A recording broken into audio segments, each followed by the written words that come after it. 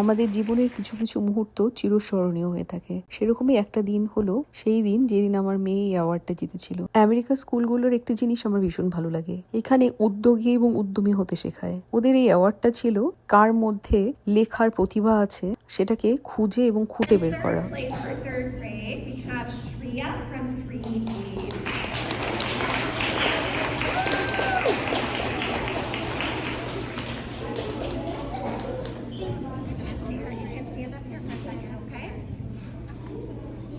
Shreya's story is called Home, and she explains how lovely it is to live in India, especially with family, and how difficult it can be moving to a new country.